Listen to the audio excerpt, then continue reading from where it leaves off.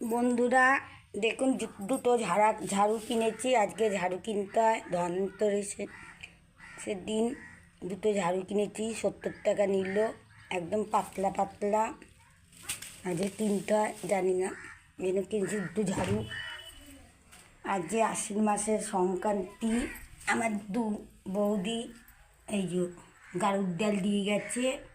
আমাদের বাপের বাড়িতে নিয়ম, সংক্রান্তির দিন গাড়ুর ডাল করতে হয়, হলুদ ছাড়া, দিয়ে তেল মশলা দিতে নেই। এই সব রকম সবজি দিয়ে গাড়ুর ডাল করে। এটা বড় বউ দিয়েছে, এটা ছোটো বউ দিয়েছে, এটা বড় বউ দিয়েছে। কেমন হয়েছে গাড়ুর ডালগুলো? আমাদের বাপের বাড়িতে নিয়ম, কার কার সংক্রান্তির দিন এই গাড়ুর ডাল খায়। দুজন দিয়ে গেছে, কেমন হয়েছে? আমার শুধু শুধু খেতে খুব ভালো লাগে। কার কার এই গাড়ুর ডাল নিয়ম? আমাদের বাপের বাড়িতে নিয়ম। বিয়ের আগে আমার মা করতো, এখন মামনি মা মারা গেছে, বৌদিরা করে, পাঠিয়ে দিয়েছে, তাই খাবো। আমার শুধু শুধু খেতে ভালো লাগে। কার কার গাড়ুর ডাল নিয়ম আছে কমেন্ট করে জানাবে। রাখছি।